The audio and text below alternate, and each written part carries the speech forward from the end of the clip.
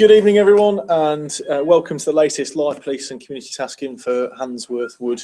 I'm Sergeant Simon Williams, and with me tonight is Councillor Narinda Corcuna. Thanks very much. I've also got PC Mark Willis in the audience with us tonight at Handsworth Fire Station, and Mark's going to act as the facilitator tonight. I'd like to thank everyone who's joined us here at Handsworth Fire Station, and to everybody that's joining us online tonight as well. Thanks very much. And also thank the fire service for the use of their venue, which is brilliant. Can also remind everyone in the audience that the meeting is obviously being broadcast live via the internet, so no bad language, please, guys. And when you've got a question or a comment, if I can just ask that you speak up nice and clearly and keep your question or comment to the point. Thanks very much. And then for our online audience tonight, you can get involved via Twitter using the hashtag #AskHandsworthWood, which is AskHWW, which you'll see at the bottom of the screen. The facilitator's role is for Mark this evening. He's going to put your online questions to myself and the councillor, and he's got the magic of the internet at his fingertips. So if there are any questions that we don't know the answer to, he will probably be able to help us. He'll also be updating our social media as we go. Tonight's agenda will be very much like as it usually is. So we'll quickly run through some the previous priorities that we've been looking at over the last month. We'll have a look at what the policing priorities are for the upcoming month for Birmingham West and Central and for Handsworth Wood. Share some good news stories with you, and then we'll update around crime and antisocial behaviour, and then we'll swiftly move into your questions and comments and look at setting some priorities for us over the next 4 weeks or so. Okay, right, so priority-wise, prostitution and females prostituting themselves around the Austin Road, Holyhead Road junction. We said that we would work with all our partners and do our very best to divert those females, work with them to keep them safe, more importantly, but also to try and deter them from applying their trade. We've been working with the local team called SAFE, who are an outreach team over the course of the last couple of weeks. We've put some referrals into their department. Some of these girls, we've been putting regular patrols during peak time, so during the evening when we've been working late, we're up there sort of from 9 o'clock onwards until we finish. And we've identified a regular group of those girls that, as I said, that we're going to work with and try and divert more than anything else. We've noticed a slight reduction in the number of calls we're getting from the local residents and local shops in that particular area. So I think what we're doing so far has had a small effect, but there's a little bit more work in the long term to be done there. There have been other operations run across the city and around the area to try and deter on-street prostitution, which I think has pushed that group of individuals a little bit further out at the Holyhead Road, which is why we've seen that become a reported issue. So we'll update you on that one again next month. That's something that our team will continue to look at. Antisocial behaviour was the next priority around the Avenue Road area of Handsworth, which is just off Oxhill Sandwell Road. Since the end of last year, really, the team had been addressing issues of antisocial behaviour being caused by up to 30 or 40 young people between the ages of about 10 and 18. Some of those come from the Eastern European background, and there's a mixture of other backgrounds in there as well. We are working with the local youth offending service, and we've got a group of 5 or 6 of the sort of ringleaders almost of this group who have caused antisocial behaviour to local residents and low-level criminal damage in the area, and they're now on what we call an ABC, which is an acceptable behaviour contract. So they've got some conditions that they've got to try and adhere to. They're nice and simple and straightforward, and we should see, if they work, a reduction in those issues being reported to us. We've also visited over 20 residents and taken victim impact statements. So that's a statement that tells us, the police, of exactly how much this group of kids this group of youths congregating in the area and causing damage and causing ASB has had on their lives. So we've got that. We're going to use that evidence to apply via the Antisocial Behaviour team at the council for a public space protection order, which will have certain conditions attached to it, but it should be designed, or when it's in place, it should be designed to deter that kind of behaviour and that kind of congregation and low-level crime from happening in the first place. We've also, in the interim, been using Section 35 dispersal orders. So this is one of the police's new powers under the Policing and Antisocial Behaviour Bill that was introduced last year. And it means that for up to 48-hour periods, when it's at peak times, we can require people to leave the area. And if they come back, they commit an offence. We found that that's been really successful in reducing the number of groups, the number of people actually congregating, and it's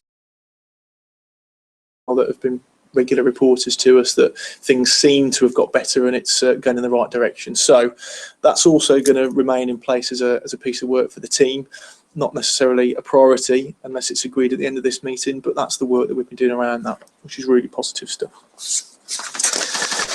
Okay, moving on then. And again, just if you're watching online, just to say that you can get involved tonight using the hashtag AskHWW via Twitter to ask a question or make a comment. So if you are watching, please do so, get involved and have your voice heard. The current local policing priorities for Birmingham West and Central, where Handsworth would sit as a ward, are twofold for the coming month. And the first one is around robbery, which across the board has seen a slight increase, and also public place violence with injury. And it's in the title there, isn't it? Public place violence with injury. So that covers a range of assaults where the victim reports an injury to us. There are a number of good news stories to go through, but what I might do is save those for the end of the meeting because I'm quite conscious I want to just whiz through our crime updates and hear from the people in the audience and also the people that are watching us online tonight. So very quickly, I'll start with burglary.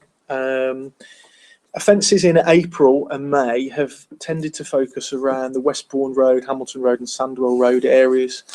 There's no specific modus operandi, which is the way someone commits an offence, or the MO, and there's no particular pattern in terms of whether they're daytime or nighttime burglaries.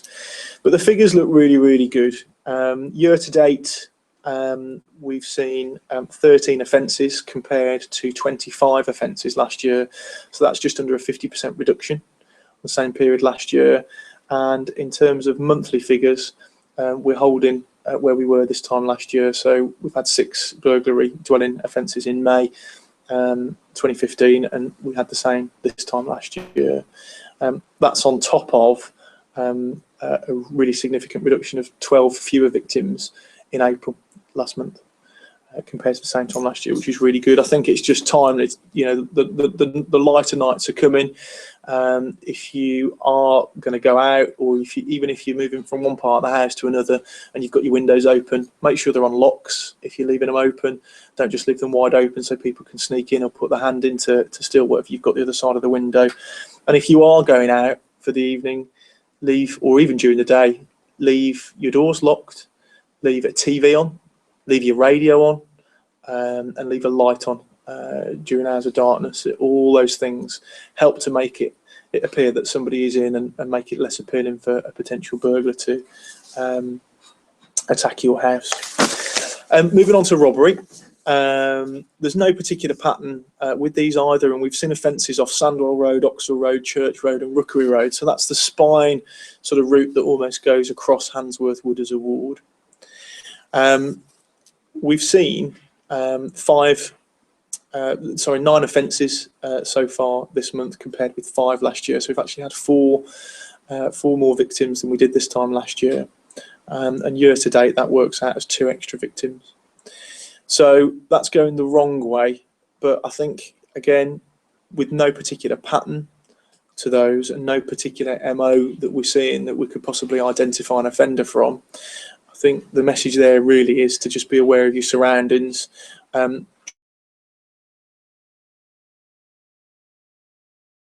not to wear your headphones around out and about, and don't be distracted by your mobile phone. I think that's really easy to say in this day and age, isn't it? But the amount of people that we see walking around who, even if you're just checking a text message, even if you're just checking into your social media site or whatever, actually your focus is auditory, and your auditory focus is diminished. You're not going to hear and be aware of what's going on in your surroundings as much if you're just focusing on one small area of your screen.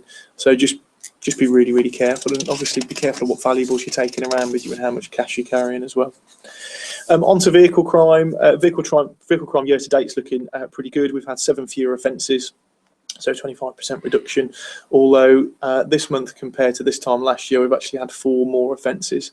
Those have been down to, in the main, theft from motor vehicle offences where people are leaving items on display. Rookery Road, Oxall Road have sort of tended to see a bit of a pattern around there, where there's either been some cash left in the centre console, or a mobile phone, or a sat-nav, or other items that are quite appealing, and it only takes seconds to smash a window, take what you want, and off you go. So please don't leave items on display in your car, and also don't leave your car insecure. Don't always rely on the fact that just because you've clicked the button on your immobiliser that's locked, you might have left a seatbelt, or your child or a passenger might have left a seatbelt in the other side that's preventing it from locking. Don't just click it, check it. I think is the message there. And last but not least, I'm going to talk about total recorded crime, which is definitely going in the right direction. So total recorded crime, that's absolutely everything that's been reported and recorded as a crime over the course of the last month in Handsworth. So year to date, we've seen 8 fewer crimes, which is a 2.5% reduction compared to this time last year. And we've had 13 fewer crimes in May this year compared to last, which is just under a 10% reduction, which is really positive, considering the nights are getting lighter and brighter, etc., and the weather's getting slightly warmer. Hopefully it does get warmer. So yeah, generally really healthy. The last bit I want to talk about then, before we go on to questions from our audience here and then online, is antisocial behaviour.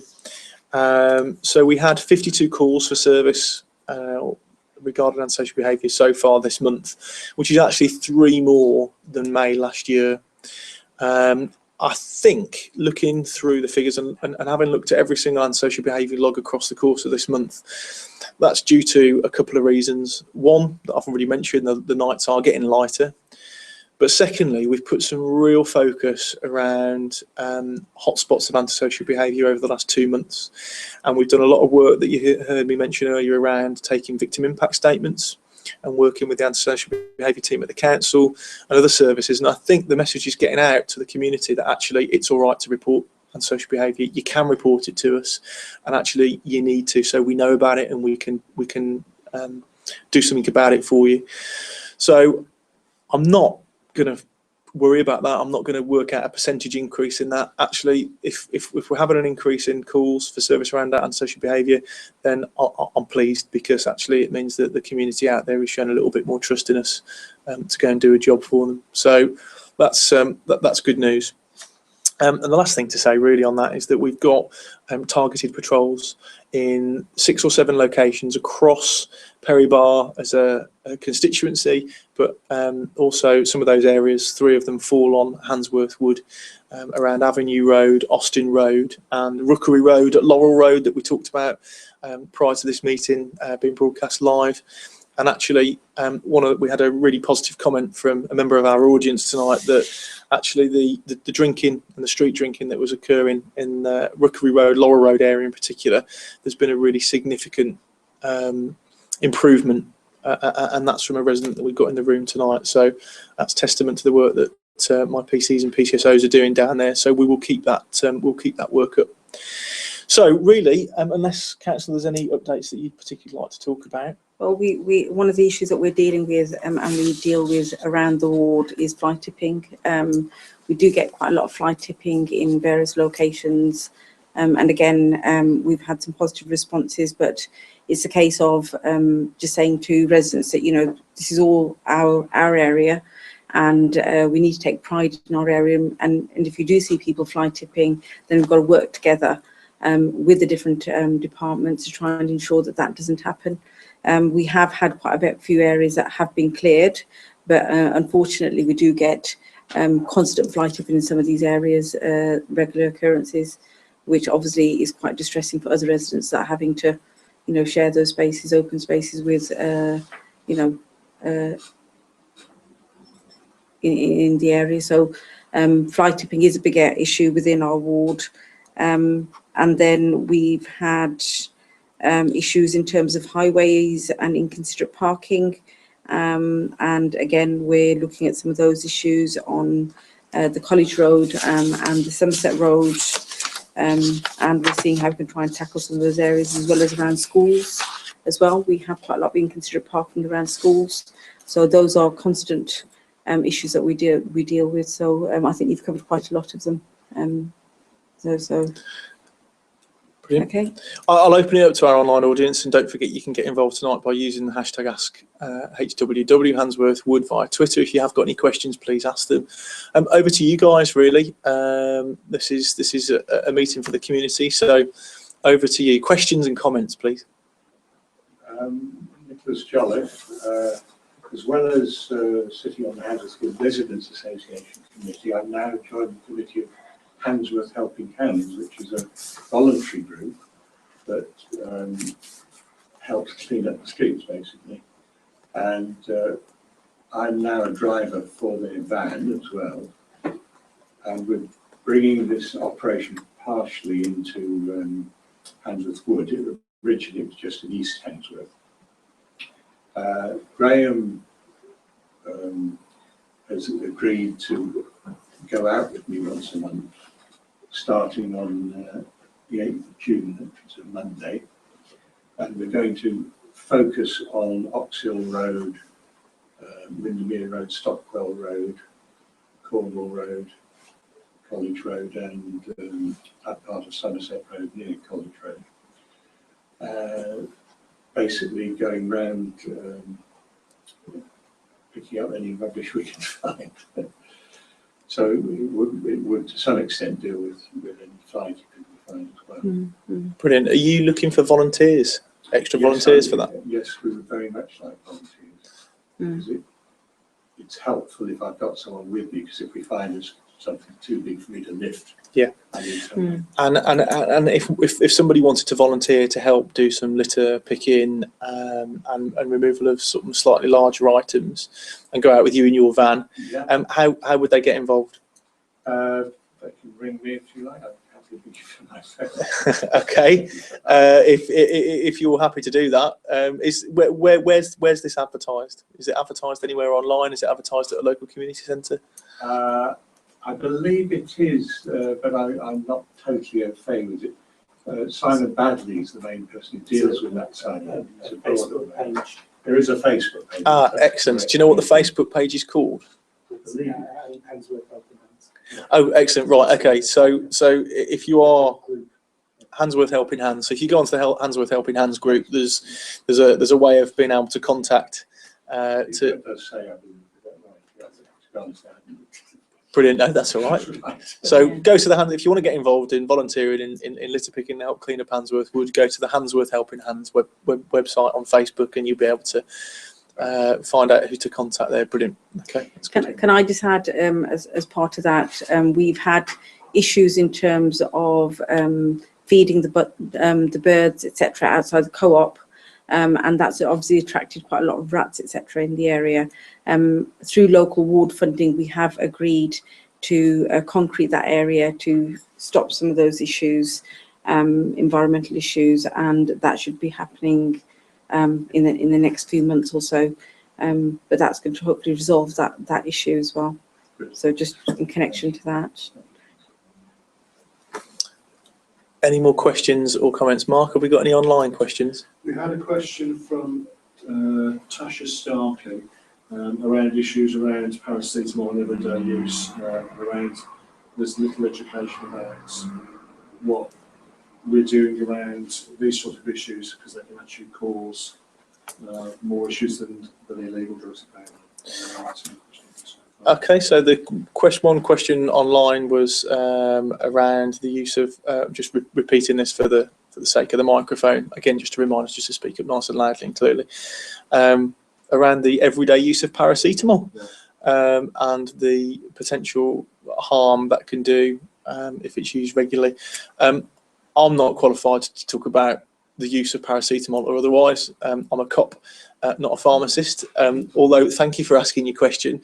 I think I'd probably signpost you to a news article that I read really recently, which may be what you've prompted has prompted your question. But if you go on and search paracetamol use BBC, for instance, I'm sure that'll come up with a story. And I think there are some long-term side effects and issues potentially. The part from that article I remember reading was with the side effects of long-term paracetamol use within pregnant females, and the effect that can have on an unborn child. But I'm not even going to try and remember without that in front of me what the details were. What are we doing to try and educate people? I'll be honest with you, as a police service, we're not doing anything, to my knowledge, to educate people in the overuse or misuse of prescribed drugs, particularly, unless someone can tell me otherwise. And I will go away when we get back to the station and have a little look and see whether we are doing anything around that. And it may well be worth taking that back to our comms team, to ask them to see what they're doing. I know we do lots around, obviously, controlled drugs, but as for paracetamol, not entirely sure. It's a really good question, actually. It's a really good point to raise, because what long-term effects are there, and they are freely available, aren't they, over the counter? Well, there's an organisation called CRI, which has had a contract from Birmingham City Council in terms of looking at issues related to drugs and alcohol abuse. So maybe this is one for them in terms of getting them to go out into, as part, because they go out into the community and they talk about the impact of drugs and alcohol abuse. And maybe that's one to sort of like pass over to them, to say, for them to add this as part of their education process to the general public. Yeah, sounds good. Have we got any more questions from the room? Can I just make a comment regarding the fly tipping situations? I mean, how the impact it does that have on the fire service as well, because that's potential fire hazards wherever they are. And as like the weather is changing now, other people are handing out a lot more. Wherever there's rubbish, smoking, just standing around. We do have a lot of these fires due to fly tipping and just rubbish around the streets. And I've noticed a lot of people tend to have a lot of rubbish, household rubbish, in their front garden, which is a potential fire hazard for their property, never mind, so it's something that I don't know how that's work on that for years, but yeah, that's something that we deal with on a regular basis as well, when we get complaints about that, especially when we have tenants who have moved out, and after they've moved out, they're just leaving all the old furniture, all rubbish and stuff, etc., on the front garden, and that's really inconsiderate in terms of the neighbouring properties, because obviously that's causes lots of different environmental impacts, including attracting rats and rodents, etc., into the area. And similarly, I think we have quite a lot of extensions, etc., that happen within the ward, and I think we'd encourage people to make sure that when you are having work done, get a skip, because sometimes we see huge piles of just rubble and rubbish just dumped on the front garden, and again those are homes for rats, and the impact that it has on your neighbouring properties. So I think encourage people to sort of like ensure that if you are having work done, just be considerate of your neighbours, really. Excellent. Are there any other questions? Hi, Sonia Hyman, Wilts Green resident. Coming back to fly tipping, I think most of the fly tipping in the front of that is to do with the landlords. As soon as somebody moves out, instead of sort of getting rid of the rubbish themselves. What they did, a pilot in the front garden, and it's been there for days, for months, without anything's been done about it. And we've got a lot of that in Edinburgh Road, and I can only sort of report it to the council, and they'll sort of take pity on us and then come and clear it, But if we know who the estate agent is that rented the property, I go to the estate agent and they'll deal with it then, and that's the only way we can get it moved. I know the council was considering about having a register of landlords. So if there was a property which was a rental property, then they would have a way of identifying who the landlord was. But I think that piece of work actually hasn't been carried out. But like you say, it is a huge problem, and quite often I think although the council may clear it, it's not, the onus is not on the taxpayer to clear that rubbish. The onus is on either the landlord or the tenant, and I think what happens, even though the council may clear it, the bill actually would go to the landlord. Yeah, if the property is a HMO, so a home of multi-occupation, the council have got a register for those, but it might not always be the case that it's been reported properly as a HMO. And I think the issue is almost wider, isn't it? And there was an article in the news a couple of days ago around how much money unscrupulous landlords are making. And it's going to be those same landlords, isn't it, that don't bother to clean up and make the bring the community down with dumping rubbish outside. And it's not on, is it? It's unacceptable. So where you see it, please report it to the council and estate agents if you know. And obviously the fire hazard, the fire risk around it's huge, especially like you say as the weather gets warmer. Yeah, that's why I was glad that the alleyway was clear, because I'm a bit worried coming on to the summer with the kids going to be on holiday. I was worried going to set right there on fire, but thankfully it was done. So. Yeah, no, I mean, for example, on Headingley Road, we had a comment on Facebook not long ago in terms of the fly tipping there. And again, that is a regular occurrence in terms of fly tipping.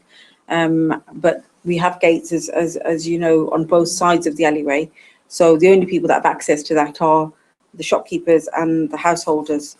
So they're the only ones. So again, whether that's landlords or tenants moving out and just leaving the rubbish, it's it's an ongoing problem.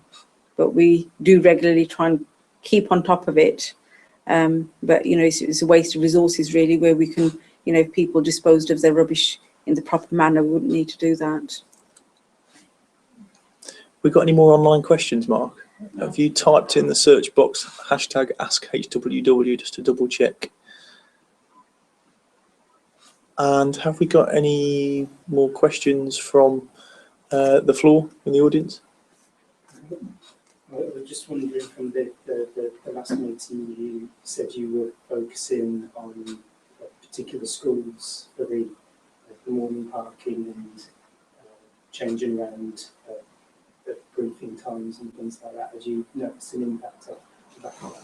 Yeah, we've been as good as our word, and yeah, our briefing times have changed.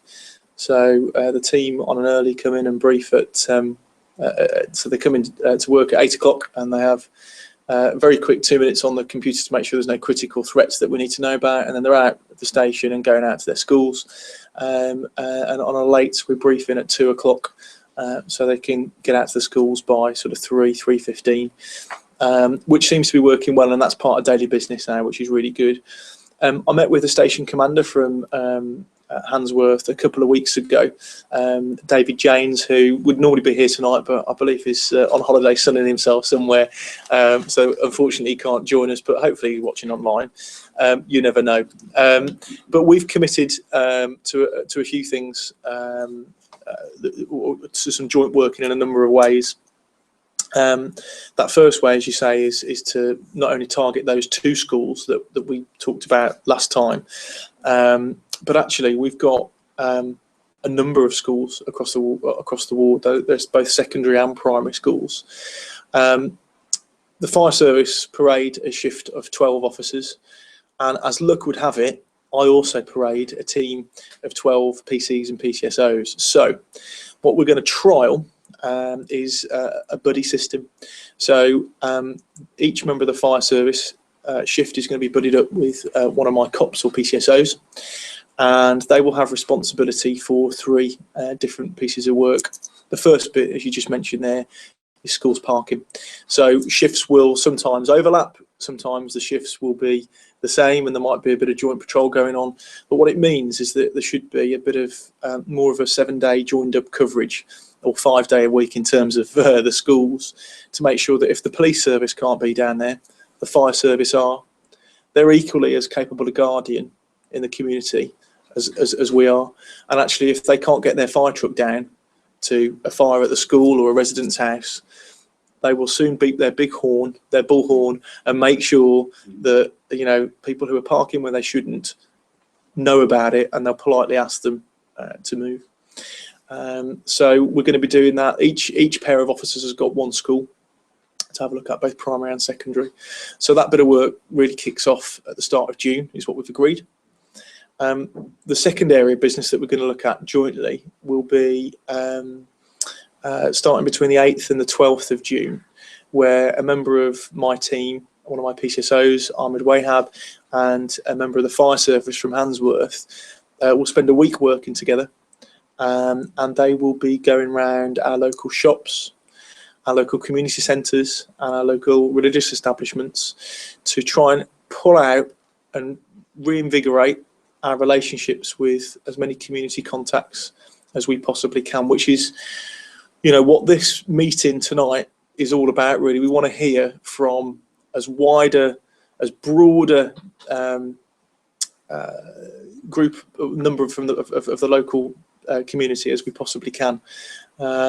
So, you know, we're particularly interested in trying to identify some Eastern European community contacts. We've got a really big Eastern European community here, but I do feel as though we are lacking in, you know, leaders from that community coming forward and actually engaging at a local level with the police and the council and the rest of the services that are around the room tonight. So that would be really, really good. But as I said, you know, we'll be visiting gurdwaras, temples, churches, etc., and making sure that we are up to date with who the contacts are, and looking to pull together some regular meetings and get those voices heard around this table so we can really address what the local issues are. We're also particularly interested to hear from any youth groups or youth leaders, and I know there's a lady that's involved in this group already that will be able to help us with that. And the buddies will also be responsible for that engagement with each religious group as well.